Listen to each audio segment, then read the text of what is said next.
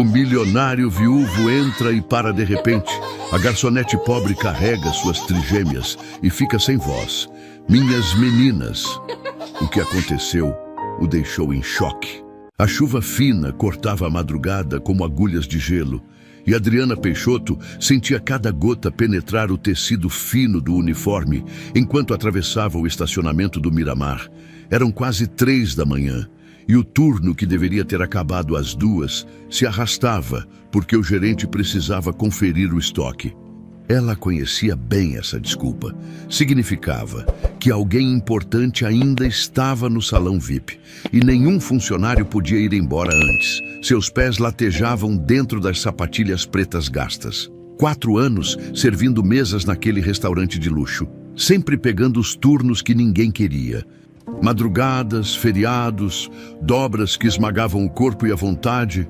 Mas o aluguel não se pagava sozinho e a avó precisava dos remédios todo mês. Reclamar era um luxo que gente como ela não podia se dar.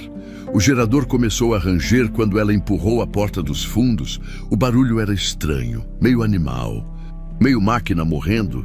As luzes de emergência piscaram 2 vezes antes de se estabilizarem naquele tom amarelado e doentio que fazia tudo parecer um filme antigo. Adriana franziu a testa. Tempestade e gerador velho nunca eram boa combinação. Peixoto. A voz de Rejane Medeiros ecoou pelo corredor como um chicote. Adriana virou-se, endireitando automaticamente a postura. 4 anos ali, e a presença daquela mulher ainda fazia seu estômago revirar. Rejane era o tipo de pessoa que transformava simples palavras em gelo, impecável até de madrugada, com o tailleur cinza que provavelmente custava o salário de 3 meses de Adriana. Ela atravessou o corredor com passos que ecoavam autoridade. O sorriso que abriu não chegou aos olhos.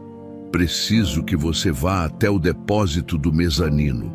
Tem umas caixas que precisam ser reorganizadas antes da vistoria de amanhã. Adriana piscou, confusa. Agora, dona Rejane, são 3 da manhã e o depósito está sem luz própria. Depende do gerador. Por isso mesmo. Rejane entregou-lhe um molho de chaves, os dedos frios roçando os de Adriana por um segundo. Rápido, antes que o gerador decida parar de vez. Você sabe onde fica? Não sabe? Sabia. Todo mundo sabia. O depósito do mezanino era aquele buraco úmido nos fundos onde guardavam equipamentos quebrados e caixas que ninguém nunca abria. Ninguém gostava de ir lá. O teto vazava, tinha cheiro de mofo e a iluminação era uma piada de mau gosto. Mas recusar uma ordem de Rejane Medeiros, isso era procurar demissão. Sim, senhora, vou agora. O corredor que levava ao mezanino parecia mais longo na penumbra. As luzes de emergência riscavam sombras estranhas nas paredes. E o gerador continuava aquele gemido intermitente que fazia os pelos do braço de Adriana se arrepiarem. Cadeiras empilhadas projetavam silhuetas distorcidas e as mesas ainda brilhavam úmidas do desinfetante que a equipe de limpeza passava toda noite. Quando ela girou a chave na fechadura do depósito, o cheiro a atingiu primeiro, azedo, forte, aquele fedor inconfundível de leite estragado misturado com algo mais. Umidade, mofo, abandono.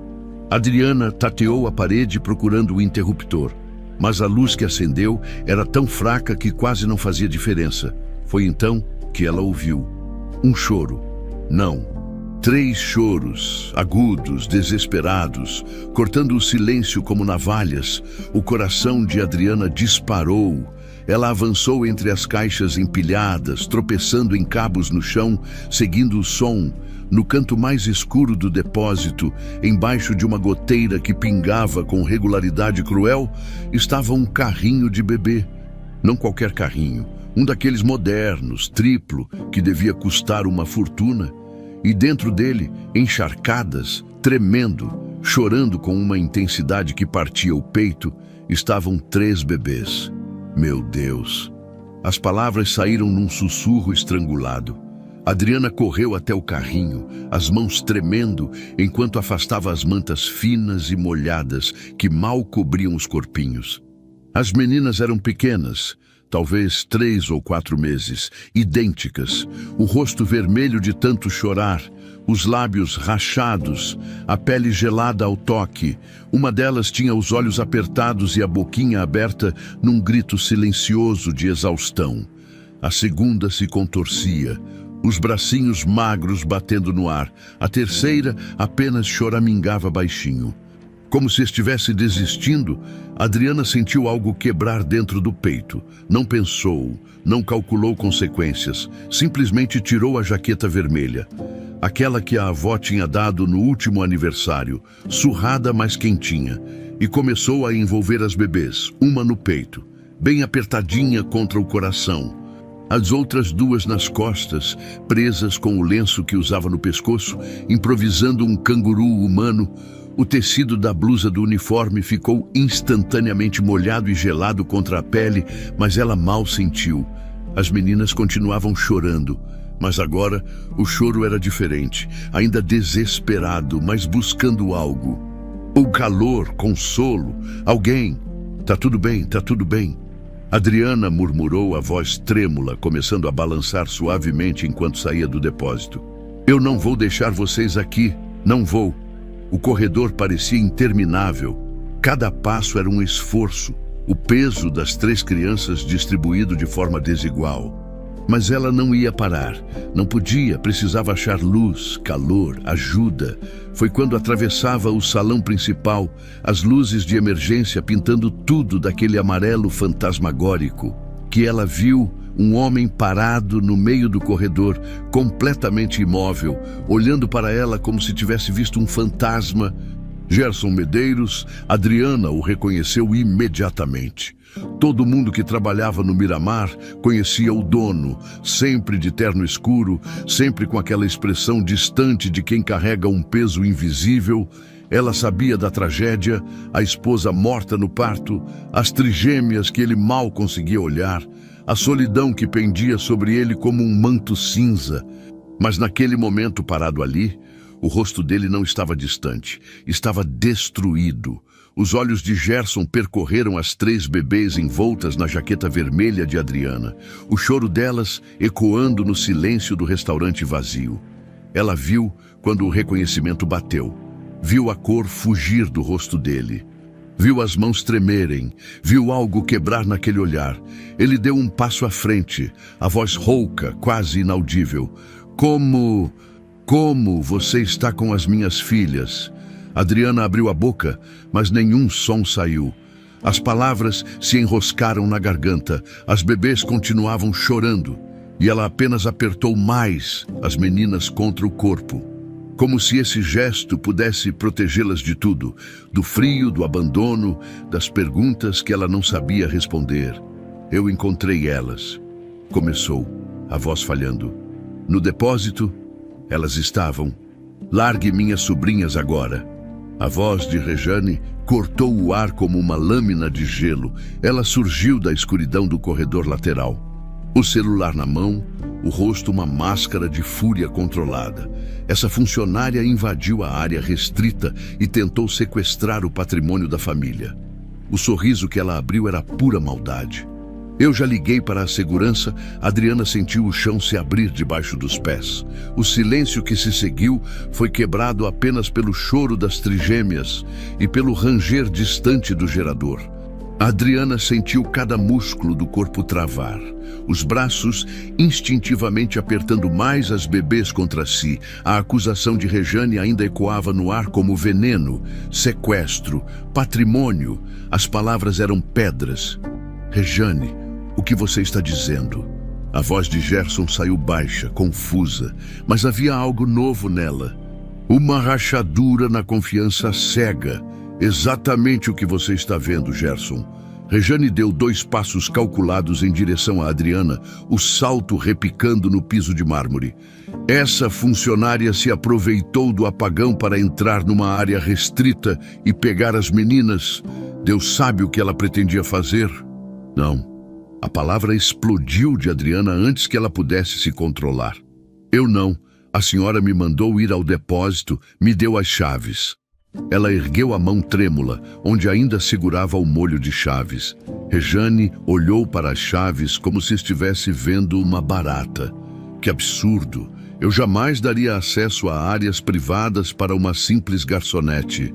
Virou-se para Gerson com uma expressão que misturava preocupação e desprezo. Ela deve ter roubado essas chaves. Ou pior, alguém deu a ela. Precisamos investigar a segurança toda. Adriana sentiu as lágrimas queimarem nos olhos, mas se recusou a deixá-las cair. Não ia dar esse gosto a Rejane. Elas estavam no depósito. Jogadas, molhadas, na sua voz subiu uma oitava, tinha uma goteira caindo direto no carrinho, o leite estava azedo, elas estavam com frio, mentiras de quem foi pega no ato. Rejane cortou, implacável. Então fez algo que gelou o sangue de Adriana, tirou o celular do bolso e começou a digitar. Estou documentando tudo. E fotos, horário, testemunhas. Isso aqui vai direto para a polícia e para nosso departamento jurídico. Foi quando Gerson se moveu, não foi um movimento brusco, mas tinha algo de definitivo nele. Ele atravessou os metros que o separavam de Adriana e pela primeira vez olhou de verdade para as bebês enroladas na jaqueta vermelha.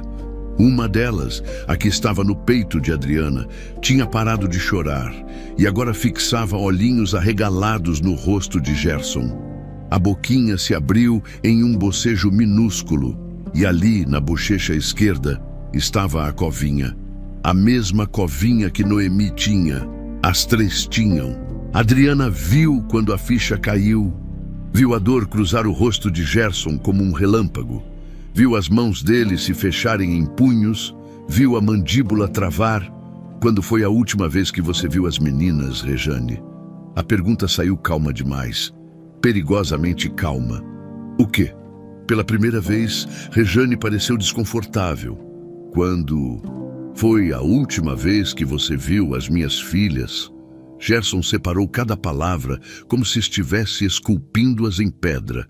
Ora, há algumas horas, antes de dormir, deixei a babá responsável e... Que babá? Gerson virou-se completamente para ela agora. A Silvana pediu demissão anteontem. Você mesma me disse que ia contratar uma substituta. O silêncio voltou. Mas agora era diferente, tenso, elétrico. Rejane recuperou a compostura com a velocidade de quem está acostumada a contornar situações. A nova babá chegou ontem à tarde. Deixei tudo organizado. Se essa funcionária, apontou para Adriana com desdém, aproveitou alguma brecha no sistema, isso é falha de segurança, não minha. Então, por que elas estavam no depósito? A voz de Adriana tremeu, mas ela se forçou a continuar. Porque estavam molhadas, com frio, sozinhas, chorando. Calúnias de quem foi pega com a boca na botija. Chega! Gerson ergueu a mão e ambas as mulheres silenciaram. Ele respirou fundo, passou a mão pelo rosto e quando olhou para Adriana novamente, havia algo diferente ali. Não era confiança ainda, mas era dúvida, e dúvida era melhor que certeza cega. Você vem comigo, traga as meninas. Gerson, você não pode estar falando sério. Rejane avançou um passo. Ela invadiu. Eu disse, chega. Dessa vez a voz dele foi cortante o suficiente para fazer Rejane recuar. Quero entender o que está acontecendo aqui e vou entender agora. Ele virou-se e começou a caminhar em direção ao elevador privativo que levava ao escritório do mezanino. Adriana o seguiu. As pernas bambas, o coração martelando contra as costelas, sentia o olhar de Rejane queimando suas costas. Isso não vai ficar assim. A voz de Rejane os seguiu pelo corredor.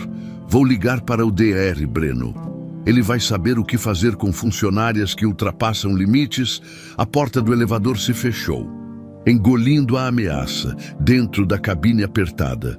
O silêncio era opressivo. Gerson mantinha os olhos fixos nos números que subiam, mas Adriana podia ver a tensão nos ombros dele, a forma como a mandíbula trabalhava. As trigêmeas haviam se acalmado um pouco, embaladas pelo movimento, mas ainda soluçavam de vez em quando. Elas são bonitas. Adriana sussurrou incapaz de aguentar o silêncio. Se parecem com a senhora Noemi, as covinhas. Gerson fechou os olhos por um segundo longo demais.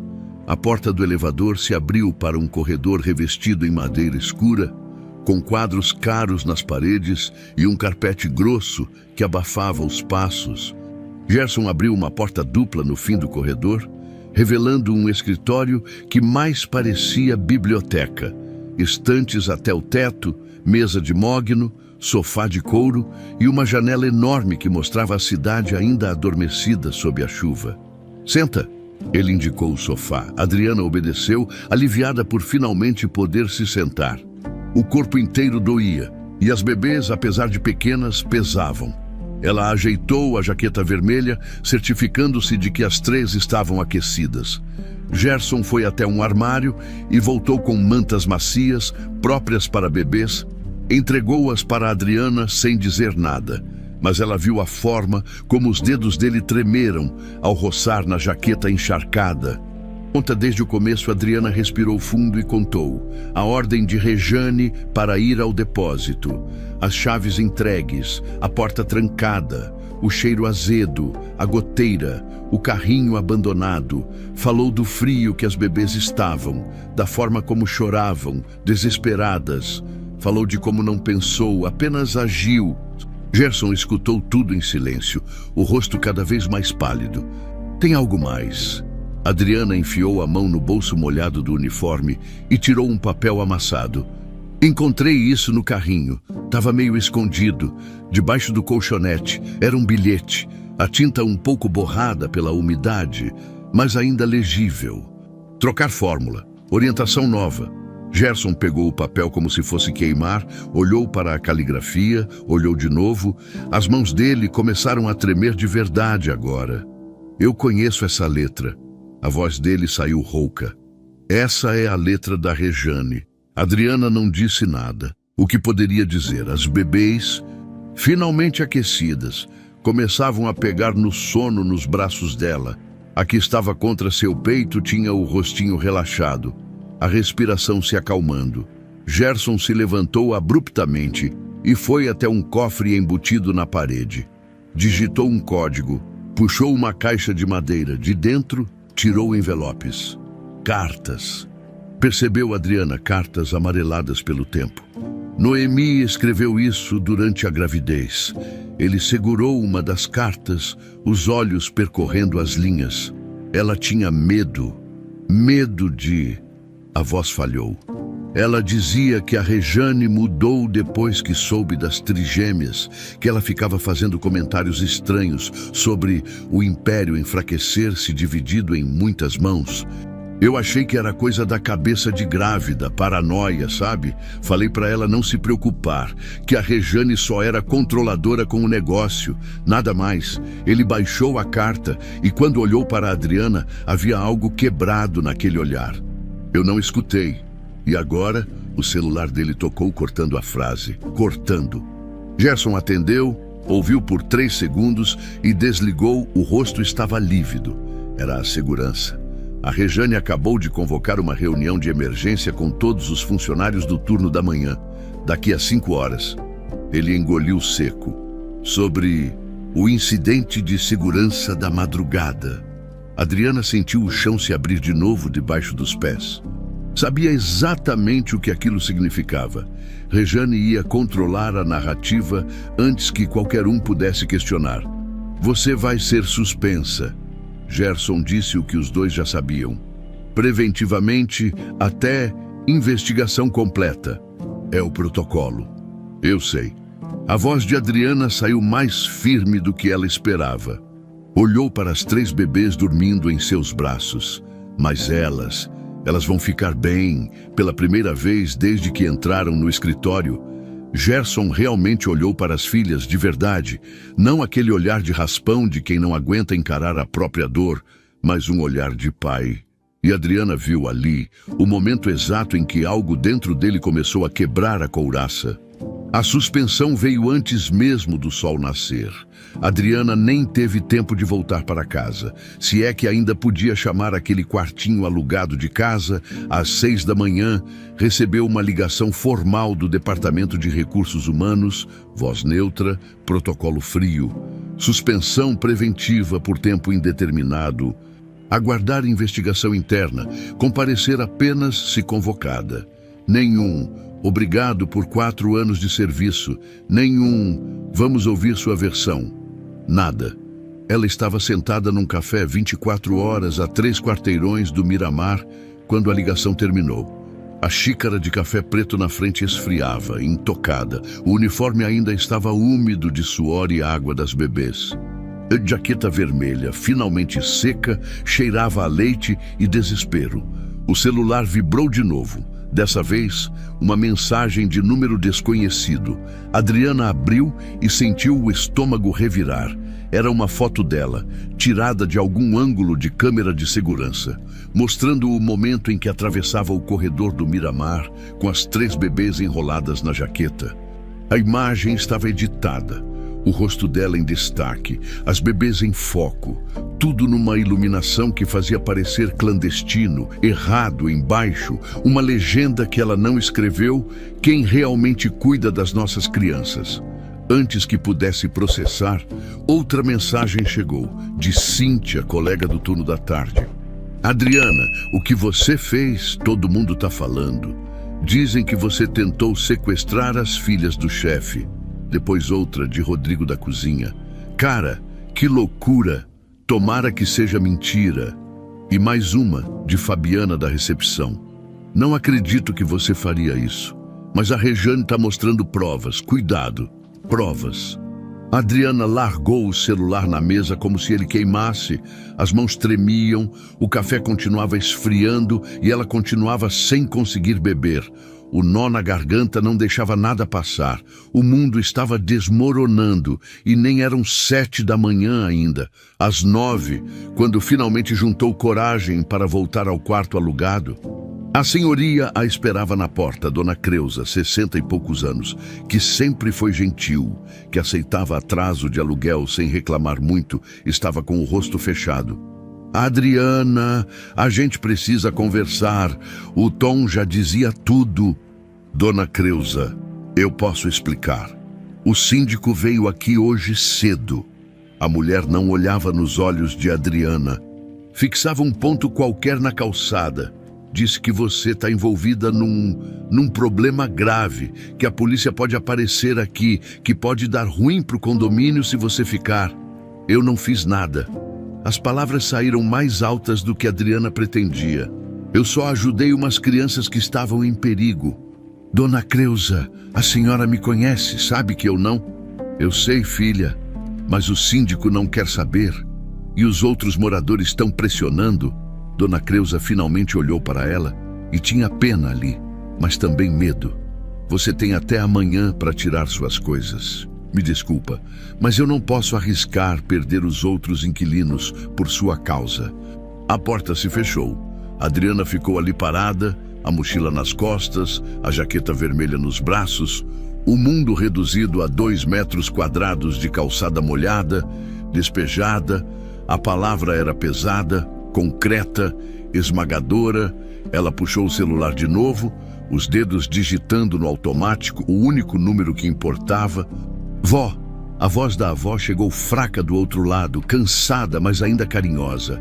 Adrianinha, que horas são aí? Você não está trabalhando. E ali, em pé na calçada, com o sol já alto queimando a cidade e a umidade subindo do asfalto, Adriana desmoronou, contou tudo. As bebês, o depósito, a acusação, a suspensão, o despejo. As palavras saíam tropeçadas, entrecortadas por soluços que ela tentava controlar, mas não conseguia. A avó escutou tudo em silêncio. Você fez certo, minha filha. A voz era firme, apesar da fraqueza. Você sempre fez certo. Carregar o peso dos outros, isso é dom, não maldição. Mas ninguém acredita em mim. Vó, ninguém. Deus acredita, eu acredito, e no fundo, você sabe que aquelas bebezinhas tão vivas por sua causa? A avó tossiu. e Adriana ouviu o rangido da cadeira de balanço do outro lado da linha. O mundo vai tentar te fazer pequena, Adriana. Sempre tentou, mas você não é pequena, você é gigante. Só precisa lembrar disso. Adriana enxugou o rosto com a manga da jaqueta vermelha. Eu tô com medo, vó.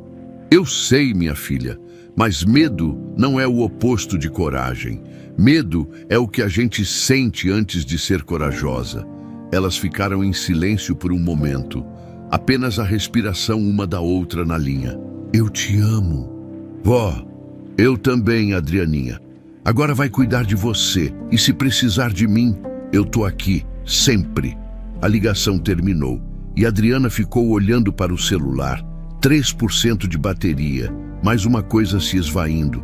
Ela passou o resto do dia perambulando pela cidade, a mochila pesando nas costas, evitando lugares onde poderia encontrar conhecidos. A cada vibração do celular, mais mensagens, algumas de ex-colegas pedindo explicações, outras apenas reagindo à foto que circulava nos grupos internos do Miramar. Ninguém defendendo, ninguém questionando a narrativa oficial. O silêncio dos outros doía mais que as acusações de Rejane. Às 3 da tarde, tentou entrar num albergue. A atendente foi educada, mas direta, sem documentos que comprovassem situação de rua oficial. Não tinha vaga. Adriana tentou explicar, mas as palavras ficavam presas. Como explicar que tinha sido jogada na rua em menos de 12 horas? Como provar que não era criminosa quando a própria ausência de acusação formal a deixava num limbo?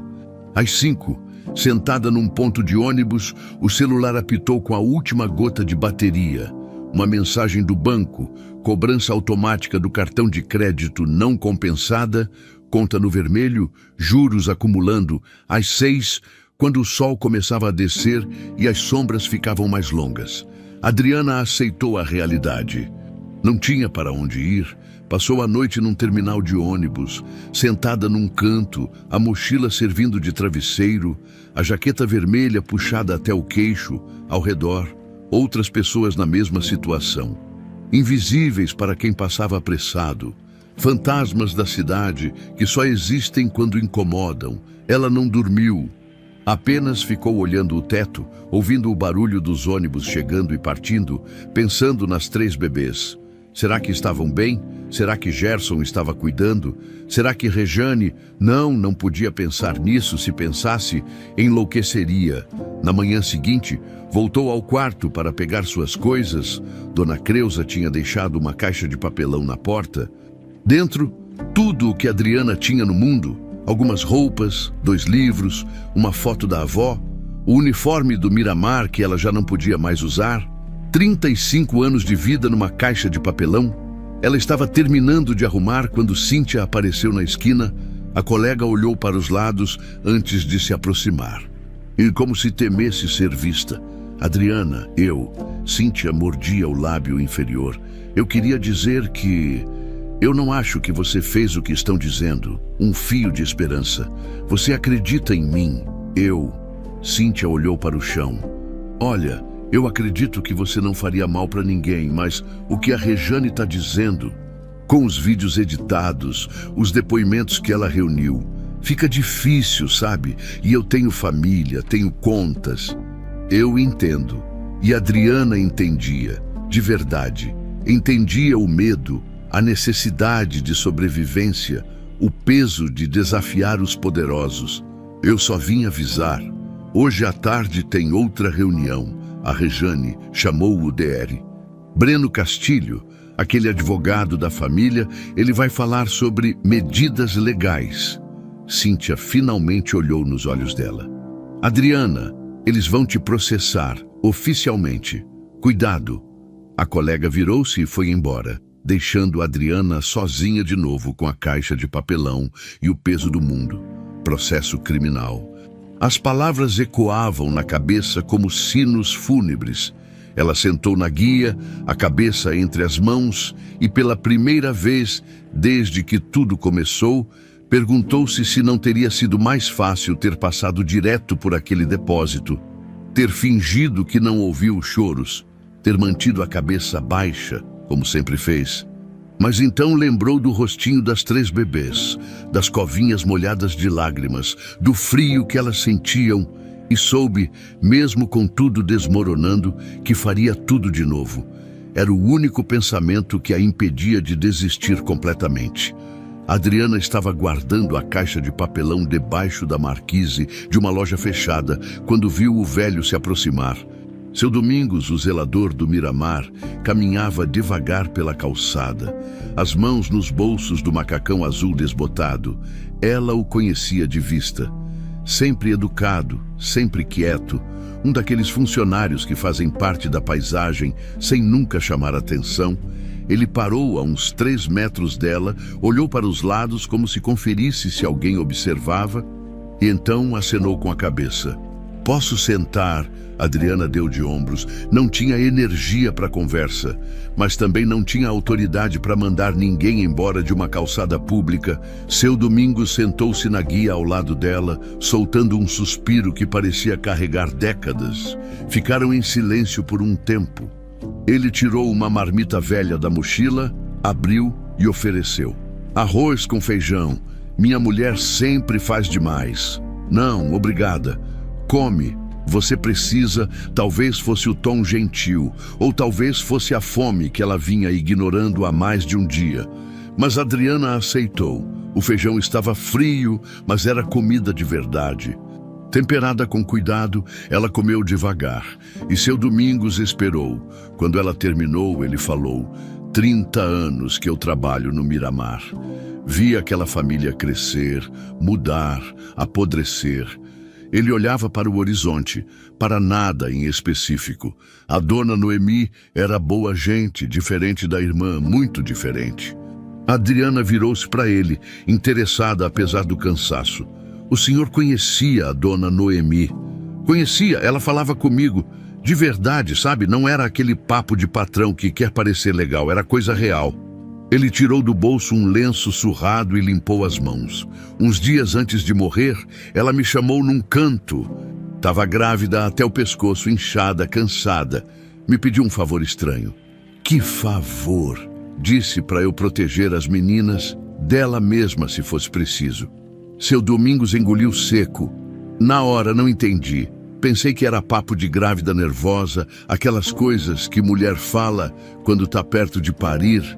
Mas ela segurou meu braço, apertou forte e disse: "Domingos, promete que se alguma coisa acontecer comigo, você não deixa a Rejane fazer o que ela quer. Promete que você protege minhas filhas, de qualquer um, até da família." O silêncio voltou, mas agora era pesado de significado. "Eu prometi."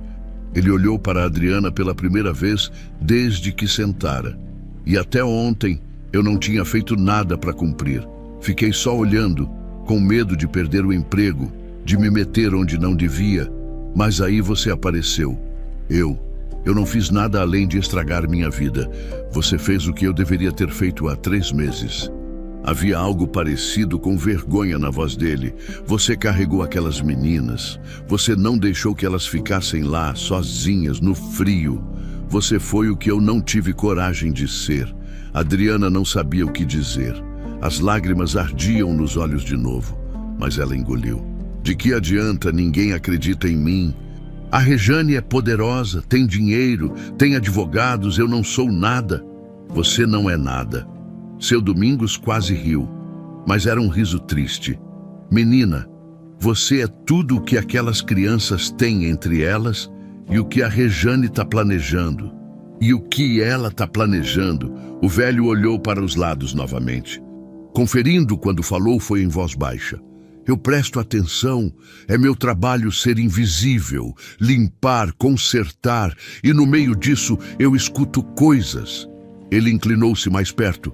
"A Rejane não quer só se livrar de você, ela quer se livrar das meninas." O estômago de Adriana revirou. "Como assim?" "Não literalmente. Ela é esperta demais para isso. Mas as coisas que eu tenho visto, as mamadeiras sendo preparadas com leite aguado, remédio infantil com data adulterada, aquela babá que pediu demissão, eu vi a Rejane pagando ela para ir embora, mandando ela sumir e ficar calada. Ele balançou a cabeça. E tem mais. Ontem de manhã ela estava no telefone com o DR, Breno. Eu estava trocando lâmpada no corredor e ela não viu. Ouvi ela falando sobre tutela emergencial e incapacidade temporária do Gerson. Ela quer tirar as meninas dele. Pior, ela quer controlar tudo. As meninas, o Gerson, o dinheiro. Seu Domingos tirou do bolso um papel dobrado. E ela está documentando tudo direitinho. Cada vez que as meninas choram, ela anota. Cada vez que o Gerson não consegue acalmar elas, ela fotografa. Está construindo um caso de negligência parental? Adriana pegou o papel e abriu. Era uma cópia de um documento, relatório interno, datado e assinado pela própria Rejane.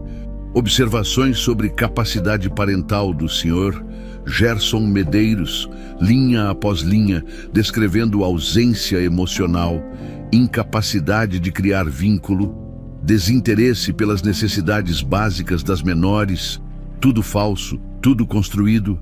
Meu Deus, ela vai usar você como parte do plano. Seu Domingos continuou. Vai dizer que o ambiente está inseguro, que até funcionários têm acesso às crianças, que o Gerson não consegue proteger as próprias filhas. E aí, com você processada e ele declarado incapaz, ela assume tudo. Exatamente, Adriana sentiu a raiva ferver.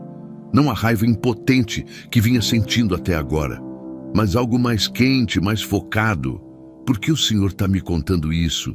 Porque eu não posso fazer nada sozinho, sou só um zelador velho, dispensável. Se eu falar alguma coisa, vou ser demitido e esquecido. Ele olhou para ela com uma intensidade nova. Mas você já está no meio disso? Você já se importa, e a dona Noemi me pediu para proteger as meninas. Sozinho, eu não consigo, mas com você, comigo, o quê? Eu não tenho nada, nem casa, nem emprego, nem... Você tem a verdade. As palavras ficaram suspensas no ar entre eles. Adriana olhou para as próprias mãos, ainda vermelhas e ásperas de tanto trabalho. Mãos de quem carregou bandejas, limpou mesas, pegou bebês geladas e as aqueceu contra o peito. A verdade não paga advogado. Não, mas também não deixa a gente dormir à noite. Seu Domingos levantou-se devagar, as juntas estalando. Você já foi à polícia? Fui, disseram que era conflito trabalhista. E se tivesse provas? Adriana olhou para ele confusa. Que provas? A Rejane controlou tudo. Apagou as câmeras, subornou a testemunhas. Ela acha que apagou. Um sorriso fino cruzou o rosto enrugado dele. Mas tem câmera que ela não sabe que existe. Câmera velha, daquelas que eles achavam que estava quebrada, mas eu consertei e nunca avisei. Fica atrás do quadro de normas do mezanino. Pega o corredor todinho. O coração de Adriana acelerou. O senhor está dizendo que... Tô dizendo que tem vídeo do que aconteceu naquela noite. A Rejane mandando você ir pro depósito. Ela voltando, conferindo se você tinha ido. Ela empurrando o carrinho. Apagando as luzes, tudo. Por que o senhor não mostrou isso antes? Porque preciso do pendrive com o backup. Tá escondido. E para pegar, preciso de tempo, de distração. A Rejane tá vigiando tudo agora. Paranoica. Ele deu um passo. Hesitou. Voltou. Mas eu vou conseguir. Só preciso de mais 2 dias. E se ela fizer algo com as meninas até lá, ela não vai. Ainda não. Sua voz tinha uma certeza sombria. Ela está montando o cenário perfeito. Quer tudo documentado, legal, sem suspeitas. Mas quando ela agir... Ele não terminou a frase.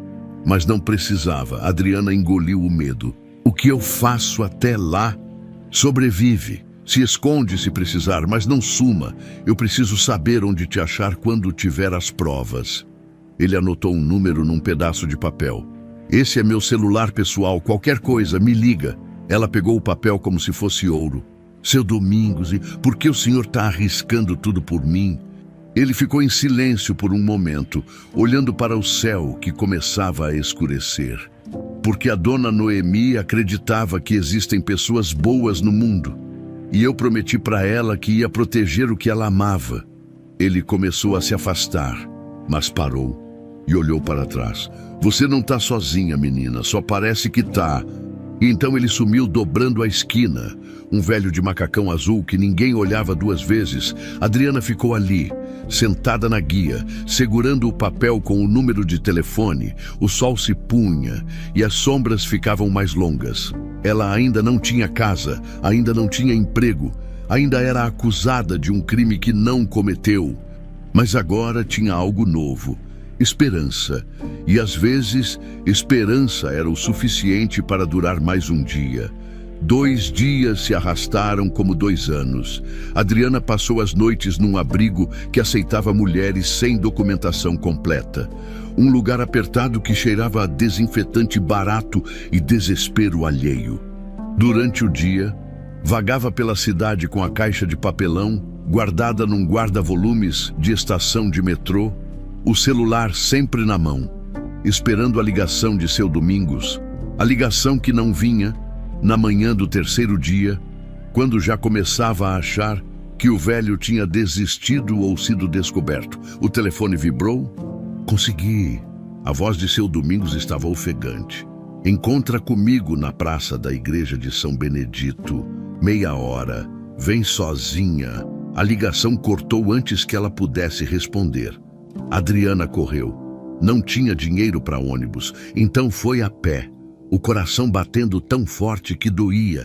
35 minutos depois, suada e sem fôlego, chegou à praça. Seu Domingos estava sentado num banco debaixo de uma árvore, alimentando pombos com migalhas de pão. Parecia um velho qualquer matando tempo, mas quando Adriana se aproximou, ela viu a tensão nos ombros dele. Senta, devagar. Faz de conta que a gente está só conversando. Ela obedeceu. O corpo inteiro vibrando de ansiedade. O senhor conseguiu. Ele continuou jogando migalhas para os pombos, sem olhar para ela. Consegui, mas foi por pouco. A Rejane mandou fazer vistoria completa no sistema de segurança ontem. Tiveram que desarmar tudo. Foi quando eu aproveitei. Ele enfiou a mão no bolso e tirou um pendrive pequeno. Preto, discreto. Tá tudo aqui. Os vídeos da noite do apagão, mais alguns áudios que eu consegui gravar dela no telefone. Adriana estendeu a mão, mas ele não entregou ainda. Antes de te dar isso, precisa saber de uma coisa. Agora ele olhou para ela e havia medo ali. O que tem aqui dentro não é só prova contra a Rejane. Tem outras coisas, coisas piores. Piores como vídeos dela mexendo nas mamadeiras. Mas não é só diluir o leite, Adriana. Ela está colocando algo nas mamadeiras. Tem um frasco pequeno, sem rótulo. Ela tira do bolso, pinga 3, 4 gotas, mistura. A voz dele tremeu. Fui no lixo dela depois. Achei o frasco. É sedativo infantil, dose controlada, mas ela está drogando as bebês. Parece que sim. Doses pequenas, progressivas, provável que seja para simular alguma coisa, algum problema de saúde, síndrome de morte súbita, talvez, ou alguma deficiência neurológica que justifique tirar a guarda do Gerson. Ele finalmente colocou o pendrive na mão dela. Isso aqui é mais que prova de negligência. É tentativa de homicídio. Adriana fechou a mão em volta do pendrive como se fosse um diamante. O senhor guardou o frasco. Guardei. Está escondido no armário de ferramentas do depósito, dentro de uma lata de tinta velha que ninguém usa. Ele anotou num papel. Tinta branca fosca, prateleira 3, fundo esquerdo. Se precisar, é só pegar. Seu Domingos, eu não sei como agradecer. Não me agradece ainda. Agradeça quando aquelas meninas estiverem seguras. Ele levantou-se devagar, sacudindo as migalhas das calças. Agora você precisa decidir o que vai fazer com isso. Pode levar para a polícia, mas sem advogado, sem nome, sem nada. Eles podem não dar bola, ou pode levar direto para o Gerson. Para o Gerson, ele é o pai. Ele tem o poder legal. Se mostrar isso para ele, com provas concretas, talvez ele finalmente acorde. Seu Domingos olhou em volta mais uma vez, mas vai ter que invadir o Miramar de novo. E dessa vez, se te pegarem, não vai ter conversa, vão te prender na hora. Adriana engoliu seco. Tem mais uma coisa. Ele hesitou. A Rejane marcou uma reunião para hoje à noite com o DR, Breno e mais 2 advogados. Ouvi ela falando que é para formalizar os próximos passos. Acho que é agora. Acho que ela vai tentar assumir a tutela das meninas ainda essa semana. O tempo estava acabando. Quantas horas eu tenho? A reunião é às 8 da noite. Seu Domingos já estava se afastando. Depois disso, não sei o que acontece. Boa sorte, menina. E cuidado, a Rejane não joga limpo. Ele desapareceu entre as árvores da praça, deixando Adriana sozinha com o pendrive na mão e o peso de uma decisão impossível. Ela passou a tarde numa lan house barata, usando os últimos trocados que tinha para alugar um computador por meia hora, plugou o pendrive com mãos trêmulas e começou a assistir. O primeiro vídeo mostrava exatamente o que seu Domingos tinha descrito. Rejane entregando as chaves a Adriana, mandando-a ir ao depósito com aquele sorriso de gelo. A data e hora estavam lá, claras, incontestáveis. O segundo vídeo era pior. Mostrava Rejane voltando ao corredor 5 minutos depois, olhando em volta para ter certeza de que estava sozinha, e então empurrando um carrinho, o carrinho das trigêmeas, em direção ao depósito. Ela abria a porta, entrava e saía 3 minutos depois, sem o carrinho, sem olhar para trás. O terceiro vídeo gelou o sangue de Adriana. Era da cozinha de serviço, câmera posicionada no alto. Rejane preparava mamadeiras, mas a cada uma parava, olhava em volta e então tirava um frasco pequeno do bolso do blazer. 3 gotas, 4... Mexia com cuidado, tampava, etiquetava com horários específicos. O áudio estava abafado, mas dava para ouvir ela ao telefone. Precisa ser gradual, Breno. Nada que levante suspeita, só o suficiente para documentar que elas têm problemas. Aí a gente entra com o pedido de tutela por incapacidade do pai. Sim, eu sei o risco, mas vale a pena. Adriana sentiu náusea. O quarto arquivo era só áudio, a voz de Rejane, clara e fria. Se a funcionária tocar nas crianças, melhor ainda. Vamos ter motivo para acusação, invasão, sequestro, o que for. O importante é documentar que o Gerson não consegue manter nem a segurança das próprias filhas. O juiz vai ter que dar a tutela para mim. Era tudo calculado, cada passo, cada armadilha. Adriana ejetou o pendrive e ficou olhando para a tela preta do computador. As mãos tremiam, a raiva e o medo brigavam dentro dela. Ela tinha as provas, tinha a verdade. Mas como entregar isso nas mãos certas, sem acabar presa no processo? A resposta veio na forma de uma mensagem no celular, de Cíntia, a colega que tinha avisado sobre a reunião dias atrás. Adriana, não sei se você ainda está na cidade, mas preciso te contar uma coisa. A Marina, aquela babá que pediu demissão, voltou hoje no Miramar, tá querendo falar com o Gerson, tá dizendo que tem remorso. A Rejane tá surtando, tentando impedir, achei que você devia saber. O coração de Adriana acelerou. A babá, se ela estava querendo falar, significava uma testemunha, alguém além de seu Domingos, alguém que tinha visto por dentro. Adriana checou o horário, 5:30 da tarde. A reunião de Rejane era às 8. Ainda tinha tempo. Ela precisava chegar no Miramar. Precisava entregar o pendrive para Gerson e precisava fazer isso antes que Rejane consolidasse o golpe final. Mas invadir o restaurante em plena luz do dia, com seguranças, com Rejane paranoica e vigilante, era suicídio. A menos que... Adriana pegou o telefone e ligou para seu Domingos. Eu vou precisar de ajuda. Sua voz estava firme agora, decidida. Preciso entrar no Miramar sem ser vista. O senhor consegue me ajudar? Do outro lado, uma pausa, depois um suspiro. Tem a entrada de serviço dos fundos. Fica aberta até às 6 para entrega de fornecedores. Se você vier como entregadora... Com uniforme, boné, essas coisas, pode funcionar, mas tem que ser rápido. Me encontra lá em 20 minutos. Eu vou estar lá. E então, mais baixo. A dona Noemi ficaria orgulhosa de você. Sabia? A ligação cortou, Adriana saiu da lan house e começou a correr. Usou os últimos reais que tinha para comprar numa loja de usados uma camiseta branca lisa e um boné preto. Prendeu o cabelo, enfiou a jaqueta vermelha dentro da mochila, colocou o pendrive no bolso mais seguro que tinha. 23 minutos depois, ela estava nos fundos do Miramar. Seu Domingos a esperava com uma prancheta velha e uma caixa de papelão vazia. Segura isso. Finge que está conferindo entrega. Anda rápido, mas não corre. Se alguém perguntar, diz que é da fornecedora de hortaliças nova. Ele abriu a porta de serviço. Quando chegar no elevador, aperta o 8. Vai direto para o escritório do Gerson. Bate na porta. Não hesita.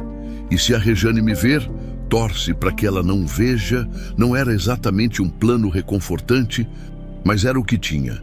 Adriana respirou fundo, segurou a caixa de papelão e entrou. O corredor de serviço cheirava a comida e detergente.